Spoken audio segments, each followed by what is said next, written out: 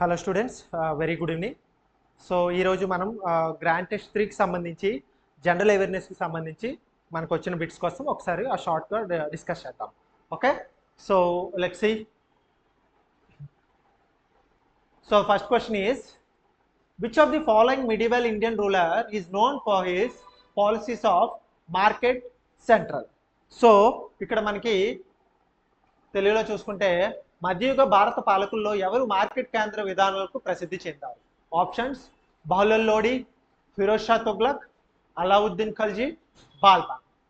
So ఇక్కడ మనకి మిడివెల్లో Lodi dynasty గురించి ఉంది, ఖల్జీ డైనాసిటీ, ఖిల్జీ డైనాసిటీ ఉంది, తుగ్లక్ డైనాసిటీ కూడా ఉంది. అండ్ బాల్బన్ వీళ్ళు చూసుకుంటే స్లేవ్ డైనాసిటీ. సో ఢిల్లీ సుల్తానేట్లోనే మనకి Lodi dynasty, Khilji dynasty, Tughlaq dynasty, slave డైనాసిటీలో ఉన్నాయి. సో ఇక్కడ ఏం మాట్లాడారంటే మార్కెట్ సెంట్రల్. సో ఇది ఏంటి అని అంటే మనకి మార్కెట్ సెంట్రల్ అంటే మనకి ఇక్కడ గంగాదోలో ఏం చేశారంటే ఢిల్లీ సుల్తానేట్లో ఒక రాజు వివిధ ప్రావిన్సెస్ నుంచి వచ్చిన వాళ్ళకి ఇక్కడ ఈ మార్కెట్ దగ్గర ఏంటి అని అంటే ప్రైస్ కంట్రోల్ చేసేవాళ్ళు.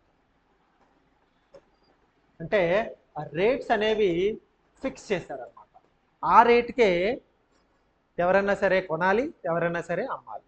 So this is the best method during Alauddin Khalji.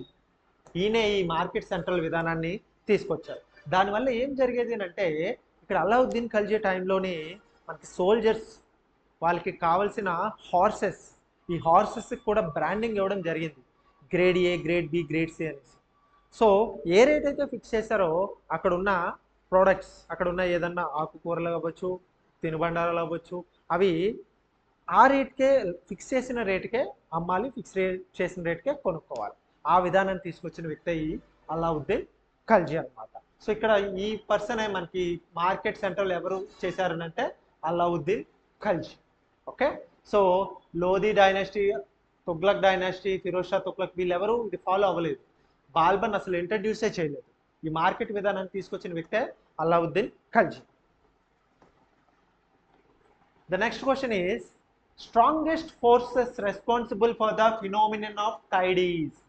అలల విషయంలోని మనకి ఏవి బలవంతమైన శక్తి కారకమైంది అని అడిగాడు. ఆప్షన్స్ చూస్తే differential temperature of ocean water, gravitational force of a sun, coriolis force and gravitational force of a moon. సముద్ర జలాల అవకలన ఉష్ణోగ్రత, సూర్యుని గురుత్వాకర్షణ శక్తి, కొరాల్సిస్ ఫోర్స్, చంద్రుని యొక్క గురుత్వాకర్షణ శక్తి. మనకి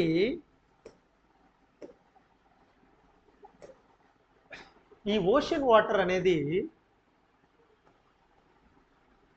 2 టైప్ ఆఫ్ మూమెంట్ ఉంది. ఒకటి హారిజాంటల్, రెండు వెర్టికల్. సో ఈ హారిజాంటల్ మూమెంట్నే మనం ఏమంటామంటే వేవ్స్ అంటాం, అండ్ వెర్టికల్ మూమెంట్ని ఏమంటామంటే మనం టైడ్స్ అంటాం. సో ఈ హారిజాంటల్ మూమెంట్నే మనం వేవ్ అంటాం. ఈ వేవ్లోనే మనకి అప్ అండ్ డౌన్స్ ఉంటాయి, దీన్ని మనం టైడ్ అంటాం. సో ఈ హారిజాంటల్గా మనకి ఓషన్ అనేది మూవ్ అవ్వాలి అని అంటే మనకి కారణాలు, 2 కారణాలు. ఒకటి ఏంటంటే డిఫరెన్షియల్ హీటింగ్ ఆఫ్ ఓషన్. మనకి వామ్ ఓషన్ అండ్ కోల్డ్ ఓషన్ అని 2 ఉంటాయి. సో టెంపరేచర్ మనకి ఎలా ఉంటుందంటే వామ్ నుంచి కోల్డ్కి మూవ్ అవుతూ ఉంటుంది. సో ఓషన్ వేవ్స్ కూడా ఏంటంటే వామ్ కరెంట్ నుంచి కోల్డ్ కరెంట్ వైపు మూవ్ అవుతూ ఉంటాయి అన్నమాట. అలాగే సెకండ్ వన్ చూస్తుంటే కొరాల్సిస్ ఫోర్సెస్. ఈ కొరాల్సిస్ ఫోర్సెస్ వల్ల ఏమవుతుందంటే మనకి నార్థన్ హెమిస్ఫియర్లో క్లాక్ వైజ్గా మూవ్ అవుతుంది, అండ్ సదర్న్ హెమిస్ఫియర్లో యాంటీ క్లాక్ వైజ్గా మూవ్ అవుతుంటాయి అన్నమాట. సో ఇది మనకి హారిజాంటల్ వేవ్స్కి సంబంధించి. అలాగే వెర్టికల్ మూమెంట్ టైడ్. టైడ్ అనేది మనకి చూసుకుంటే మనకి ఎందుకు అంటే ఒకటి రీజను సన్ గ్రావిటేషనల్ పుల్, రెండోది మూన్ గ్రావిటేషనల్ పుల్. ఈ 2 కారణాల వల్ల మనకి టైడ్ అనేది ఫామ్ అవుతుంది అనమాట. ఈ రెండిట్లో కూడా ఎక్కువ ఇన్ఫ్లుయెన్స్ చేసేది ఏంటంటే ఈ మూన్ గ్రావిటేషనల్ పుల్ అనేది. సో మనకి ఇచ్చిన క్వశ్చన్లోని టైడ్కి సంబంధించాడు ఏది స్ట్రాంగెస్ట్ ఫోర్స్ అని అన్నాడు. సో మనం ఇక్కడ చెప్పుకున్న దాని ప్రకారంగా gravitational force of a moon అనేది ఎక్కువ ఇన్ఫ్లుయెన్స్ చేస్తుంది than sun gravitational pull. So differential temperature ocean water అనేది వేవ్కి సంబంధించి waves, gravitational force of sun ఇది టైడ్కి సంబంధించి, కొరోసివ్ ఫోర్స్ అనేది కూడా వేవ్స్కి సంబంధించి, గ్రావిటేషనల్ మోషన్ అనేది టైడ్కి సంబంధించి. సో ఇవి రెండు టైడ్కి సంబంధించినవి, ఇవి రెండు వేవ్స్కి సంబంధించినవి. టైడ్కి సంబంధించి మనకి ఎక్కువ ఇన్ఫ్లుయెన్స్ చేసేది మాత్రం మూన్ యొక్క gravitational pull. Okay, the next Dudhsagar waterfall on a Goa Karnataka border is formed by the Dash river. Goa Karnataka సరిహద్దుల్లో ఉన్న దుధ్సాగర్ జలపాతం నది ద్వారా ఏర్పడింది. ఏ నది ద్వారా ఏర్పడింది అని అడిగారు. ఓకే, సో మనకి గోవా అండ్ కర్ణాటక బోర్డర్కి సంబంధించి చూసుకుంటే ఇక్కడ ఈ దుధ్సాగర్ వాటర్ ఫాల్, దీన్నే మనం ఏం చేసుకోమంటే మిల్క్ ఓషన్ అని కూడా అంటాం, ఆర్ మిల్క్ సీ అని కూడా అంటాం. ఈ దుధ్సాగర్ వాటర్ ఫాల్ని మిల్క్ సీ, మిల్క్ ఓషన్ అని కూడా అంటాం. ఇది ఇక్కడ మనకి మందవి రివర్ అని ఉందన్నమాట. ఈ మందవి రివర్ పైన మనకి వైట్ కలర్గా ఒక ఫోమ్ లాగా పడుతూ ఉంటుంది, మీరు చాలా సినిమాల్లో చూసే ఉంటారు. ఓకే, సో ఇది Mandovi. Mandovi is the correct answer.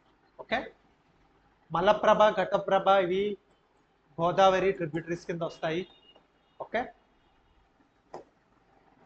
Next which of the following is not listed as a fundamental right in Indian constitution? భారత రాజ్యాంగంలో ప్రాథమిక హక్కుగా జాబితాలో చేయనిది ఏది? Equality opportunity in the matters of public employment, ప్రభుత్వ ఉద్యోగ విషయాల్లో అవకాశాలు సమానత్వంగా ఇవ్వడం, freedom of speech and expression, వాక్ మరియు భావ ప్రకటన స్వేచ్ఛ, ఈక్వాలిటీ ఆఫ్ లా చట్ట సమానత్వం, ఫ్రీ లీగల్ ఎయిడ్ ఉచిత న్యాయ సహాయం. సో ఇక్కడ మనకి చూసుకుంటే not listed in the fundamental rights. Okay, so ఇక్కడ మనకి చూసుకుంటే equality of opportunity in the matter of public employment, yeah it was mentioned in article 16. Article 16లో క్లియర్గా మెన్షన్ చేయబడింది ప్రభుత్వ ఉద్యోగాల్లోని సమానత్వమైన అవకాశాలు ఇవ్వాలనేసి. రెండోది freedom of speech and expression which was mention in article 19(1)(a) లో క్లియర్గా మెన్షన్ చేయబడింది freedom of speech and expression అనేది దాని గురించి. Equality of law article number 14 గురించి క్లియర్గా ఎక్స్ప్లెయిన్ చేయబడింది. Equality law, equality before law and equal protection of law అని ఆర్టికల్ 14లో మెన్షన్ చేయబడింది. అండ్ ఫ్రీ లీగల్ ఎయిడ్ అనేది ఆర్టికల్ 39(a)లో మెన్షన్ చేయబడింది. మనకి ఫండమెంటల్ రైట్స్ అనేవి ఆర్టికల్ 12 to 35 వరకు పార్ట్ 3లో మెన్షన్ చేయబడి ఉన్నాయి. So article 16 is a fundamental right, 19(1) is a fundamental right, article 14 is a fundamental right. But free legal aid అనేది direct to principles of state policy, అంటే మనకి ఆదేశ సూత్రాలు, ఈ ఆదేశ సూత్రాల్లో మెన్షన్ చేయబడింది free legal aid. So this is not a fundamental right. మనకి ఫండమెంటల్ రైట్ కాంది ఏది అని అడిగాడు. So free legal aid article 39(a) is a not a fundamental right but it is a in direct principles of state policy, అందులో ఉన్న భాగం. The next one is the tropical cyclones in Atlantic are called typhoon, hurricane, willy. మనకి tropical cyclones గురించి మాట్లాడుకోవాలి అని అనుకుంటే మనకి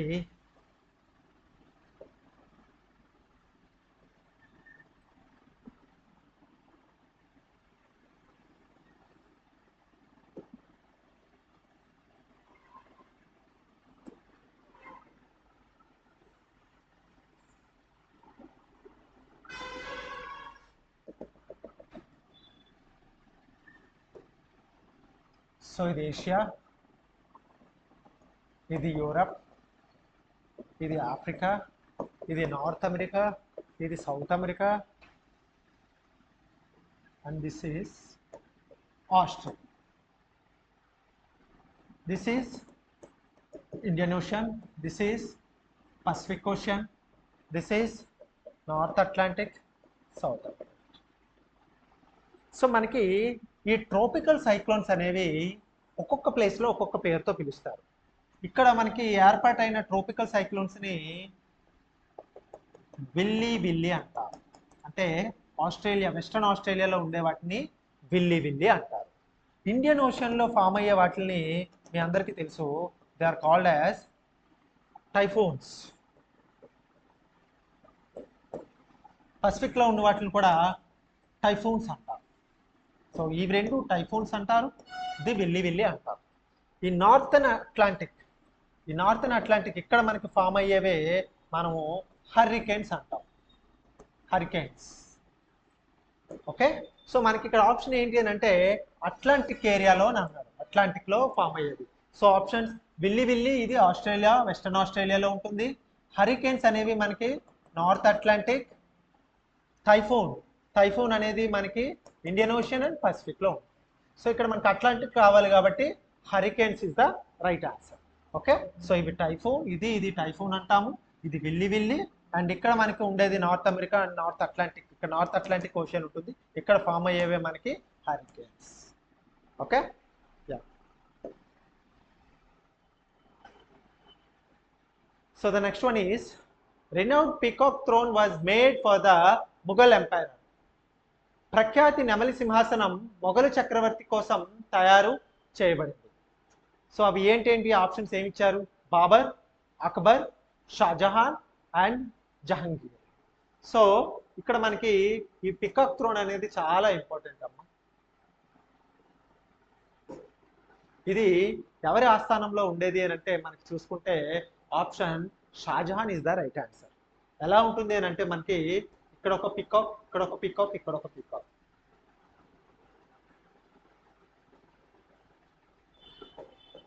ఇక్కడ రాయల్ షాజహాన్ గారు కూర్చునే వాళ్ళు అన్నమాట. సో ఇది ఆయన స్పెషల్గా తయారు చేయించుకున్నారు షాజహాన్ గారు. ఎందుకంటే నార్మల్గా మనకి దర్బార్లు అవి అయ్యేవి, అలాగే మనకి ప్రైవేట్ అసెంబ్లీస్ అయ్యేవి. అలాంటి టైంలోని షాజహాన్ గారు ఏంటంటే ఆ పికాక్స్ ఇక్కడ right, left and four head పైన, ఈ మూడు పైన జ్యువెలరీస్తో తయారు చేసిన పీకాక్ ఉండేదన్నమాట. ఆ పీకాక్ అనేది ఎస్పెషల్గా షాజహాన్ గారే తయారు చేసుకున్నారు. దీన్ని అరౌండ్ 1767లో నజీర్ షా, అహ్మద్ షా అబ్దాలి అండ్ నజీర్ షా అబ్దాలి ఈయన ఇన్వైట్ చేసి ఈ పికాక్ థ్రోన్ ఏదైతే ఉందో మనం చెప్పుకున్నాం కదా, ఆయన కూర్చొని ఉంటారు, ఇటు రైట్ లెఫ్ట్ పైన పీకాక్ జ్యువెలరీస్తో తయారు చేసిన పీకాక్ ఉండేది. దీన్ని చాలా వాల్యుబుల్ అనమాట. అది కోహినూర్ అని చెప్పుకుంటాం కదా, అలాగే ఇది కూడా చాలా వాల్యుబుల్. సో దీన్ని ఈ నజీర్ షా అబ్దాలి గారు 1767లోనే మన ఇన్వైట్ చేసేసి తీసుకెళ్ళిపోతారు. ఓకే, సో ఇక్కడ మనకి ఆప్షన్ ఏంటి అని అంటే Shah Jahan is the right answer. తర్వాత before taking over the Mughal throne Shah Jahan was called Khurram, Salim, Kamran, Dara Shikoh. So Mughal సింహాసనాన్ని అధిష్ఠించే ముందు షాజహాన్ని ఏమని పిలిచేవారు? ఖుర్రమా, సాలిమా, కమ్రాన్, దారా షికో. సో ఇక్కడ చూసుకుంటే మనకి సో షాజహాన్ని మనకి మొహమ్మద్ షా ఖుర్రం అని పిలిచేవాళ్ళు, మొట్టమొదటి పేరు అయింది. అలాగే సో ఖుర్రం అనేది షాజహాన్ పేరు అండ్ సాలిం అనేది జహంగీర్ పేరు. జహంగీర్నే సాలిం అనేవాళ్ళు, ఖుర్రం అనేది ఏమొచ్చి షాజహాన్ పేరు. So option A is the right answer. Mohammad Shah Khurram అని పిలిచేవారు Shah Jahan. Okay, next dash article dash empowers the president to declare the financial emergency. Article dash ఆర్థిక అత్యవసర పరిస్థితి ప్రకటించడానికి రాష్ట్రపతి అధికారం ఇస్తుంది. Article 360, 368, 365 and 356. సో మనకి సో ఇక్కడ ఈ ఎమర్జెన్సీ అనేవి మనం చూసుకుంటేనన్నా there are 3 type of emergencies. Article 352, article 356, article 360. So article 352ని నేషనల్ ఎమర్జెన్సీ అంటున్నాం, ఆర్టికల్ 356ని state emergency or president rule or constitutional emergency అంటాం. ఆర్టికల్ 360ని ఫైనాన్షియల్ ఎమర్జెన్సీ అంటాం. సో మనకి ఇక్కడ ఏం అడిగారంటే ప్రెసిడెంట్కి పవర్ ఇవ్వబడింది ఏంటి? ఫైనాన్షియల్ ఎమర్జెన్సీ డిక్లేర్ చేయడం. ఏ ఆర్టికల్ అని చెప్పారు? So national emergency, state emergency, president rule or constitutional emergency, this is financial emergency. So financial emergency అనేది ఆర్టికల్ 360. సో ఆప్షన్ చూసుకుంటే మనకి article 360 is the financial emergency. Article 368 అనేది amendment to the constitution. Article 365 అనేది మనకి fundamental rights ఏవి violate అవుతాయి during emergency. Article 356 అనేది state emergency. So article 360 అనేది ఫైనాన్షియల్ ఎమర్జెన్సీకి సంబంధించి. సో ఆప్షన్ ఏ అనేది రైట్ ఆన్సర్.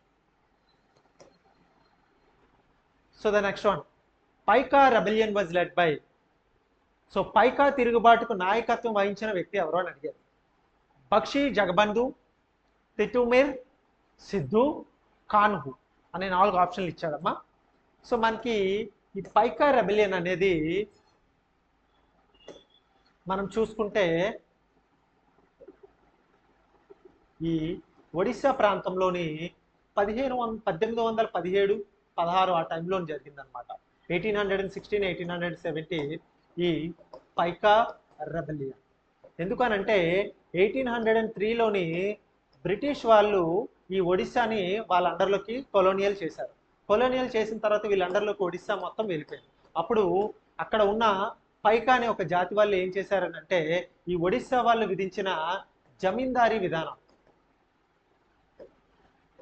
ఈ రెవెన్యూ సిస్టమ్కి ఎగెనిస్ట్గా పైకా వాళ్ళు అనే వాళ్ళు ఎవరనంటే మనకి బ్రిటిష్ వాళ్ళ తరపు నుంచి ఒడిశా ప్రాంతం దగ్గర నుంచి ఉన్న సిపాయిలు వాళ్ళే బ్రిటిష్కి ఎగెనిస్ట్గా ఫైట్ చేస్తారు. ఎందుకంటే వాళ్ళు విధించే రెవెన్యూ సిస్టానికి ఎగెనిస్ట్గా వాళ్ళు ఎక్కువ ట్యాక్స్ పే చేయమని అడుగుతారు అనమాట. సో ఈ పైకా రెబెలియన్ 1617లోని దీనికి నాయకత్వం వహించిన వ్యక్తి Bakshi జగబంధు.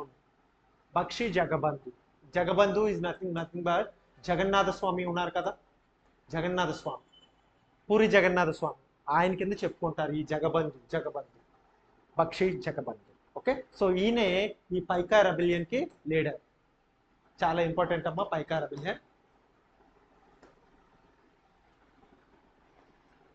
Which among is the following is not constitutional body. So కింది వాటిలో ఏది రాజ్యాంగ సంస్థ కాదు? Union public service commission, election commission, finance commission. So దీనికి సంబంధించి మనకి ఆప్షన్స్ ఇవ్వడం జరిగింది. సో మనకి చూసుకుంటే మనకి ఫైనాన్స్ కమిషన్ అనేది మనకి ఆర్టికల్ 280 చెప్తుంది ఫైనాన్స్ కమిషన్ ఉంటుంది అని చెప్పేది. తర్వాత ఎలక్షన్ కమిషన్ ఆర్టికల్ 324 చెప్తుంది. Union public service commission article 315 చెప్తుంది. హ్యూమన్ రైట్స్ కమిషన్ గురించి హ్యూమన్ రైట్స్ కమిషన్ యాక్ట్ 1993 చెప్తుంది. సో కాన్స్టిట్యూషనల్ బాడీ రాజ్యాంగబద్ధమైన సంస్థలు ఏంటి అని అంటే యూనియన్ పబ్లిక్ సర్వీస్ కమిషన్ రాజ్యాంగం ద్వారా ఏర్పడైంది ఆర్టికల్ 315 కింద. ఎలక్షన్ కమిషన్ ఆర్టికల్ 324 ప్రకారంగా ఏర్పాటైంది. ఫైనాన్స్ కమిషన్ ఆర్టికల్ 280 ప్రకారంగా ఏర్పాటైంది. కానీ నేషనల్ హ్యూమన్ రైట్స్ కమిషన్ అనేది ఒక చట్టం. National human rights commission act 1993 ప్రకారంగా ఏర్పాటైంది. సో అందుకని ఇది not a constitutional body. So article ఇది ఏ రాజ్యాంగంలోని లేదు, ఇది ఒక చట్టం ద్వారా ఏర్పాటు చేశారు. మిగిలినవన్నీ మనకి రాజ్యాంగంలోనే ఉన్నాయి. ఆర్టికల్ 315, ఆర్టికల్ 280, ఆర్టికల్ 324 ప్రకారం. So option D is the right answer. The mountain range that runs between the Narmada and Tapi river is. Narmada మరియు తపతి నదుల మధ్య ఉన్న పర్వత శ్రేణి ఏది అని అడిగాడు. Option A Shivalik range, Ajanta range, Satpura range, Vindhya range. So ఒకసారి చూద్దాం మనకి ఎలా ఉంటుంది అనేది. సో మనం ఇలా చూసుకుంటే మనకి నర్మదా, తపి రివర్, ఇది నర్మదా రివర్, ఇది తపి రివర్. ఓకే, ఇవి రెండింటి మధ్య ఉన్నది. సో నర్మదా పైన మనకి వింధ్య అండ్ నర్మదాకి తప్కి మధ్యలో ఉండేవి సత్పురా రేంజెస్. ఆ తర్వాత మనకి లెస్సర్ హిమాలయాల్లో ఉండేది ఇక్కడ కంటిన్యూస్గా మౌంటైన్స్ ఉంటాయి, దాన్ని శివాలిక్ అంటాం. ఆ తర్వాత తపతి కింద అండ్ ఇక్కడ గోదావరి ఉంటుంది మనకి, ఈ మధ్య ఉన్నదాన్ని దీన్ని మనం అజంతా రేంజెస్ అని కూడా అంటాం. So Shivalik ranges, Vindhya ranges, Satpura ranges, Ajanta ranges. So ఇక్కడ మనకి ఏం అడిగాడంటే నర్మదా తపకి మధ్యలో ఉన్నవి. So this is Narmada and తపికి మధ్యలో ఉన్నది సత్పురా రేంజెస్. సో ఆప్షన్ చూసుకుంటే this is the right answer. So Shivalik ranges అంటే మనకి లెసర్ హిమాలయస్ వస్తాయి. అజంతా రేంజెస్ అంటే తపతికి గోదావరికి మధ్యలో ఉన్నదాన్ని అజంతా రేంజెస్ అంటాము. సత్పురా రేంజెస్ అంటే నర్మదా తపికి మధ్యలో ఉన్నది. మరియు వింధ్యా రేంజెస్ అంటే మనకి నర్మదాకి మనకి పైన నార్త్ సైడ్ ఉన్నది. ఓకే, నర్మదా ఇక్కడ ఆరావళి రేంజెస్ ఉంటాయి. Okay, so option this is the right answer. Satpura ranges is the right answer. Which of the following president of India did not hold the office of vice president? So మంచి question ఇది. So మనం కంపల్సరిగా president, vice president and prime minister వీళ్ళకి సంబంధించి chronology ఒకటి రాసుకోవాలి మనం. 1951 to 56, 56 to 61, 61 to 65, 65 to 69, 69 to 74, 74 to 79. ఇలాగా మనకి ఎవ్రీ 5 yearsకి మనకి ఎలక్షన్స్ అవి జరగడం అయ్యేవి, మధ్యలో బ్రేక్ అయ్యేవి కూడా. సో ఆ టైంలో మనకి ప్రెసిడెంట్స్, వైస్ ప్రెసిడెంట్లు కూడా మారేవాళ్ళు. మనం చూసుకుంటే R Venkataraman is the president and also vice president. Okay, next V V Giri, he also acted as a president and vice president. And tarvata Gnani Jail Singh and Zakir Hussain. So Zakir Hussain is also a president and vice president, but Gnani Jail Singh, who acted as a 1967 and 69 as a president, who did not acted as a vice president. So vice president కింద అవలేని వ్యక్తి ఎవరనంటే Giani Zail Singh. So this is the right answer. So కంపల్సరీగా president and vice president chronology ఆర్డర్లో మీరు చూసుకోవాలి. Okay, yeah. So ఇక్కడతో మనకి complete అయిపోయింది. సో థర్డ్ గ్రాండ్ టెస్ట్కి సంబంధించి మనం ఈ జనరల్ అవేర్నెస్వి మనం కంప్లీట్ చేసుకున్నాం. Thank you Anand.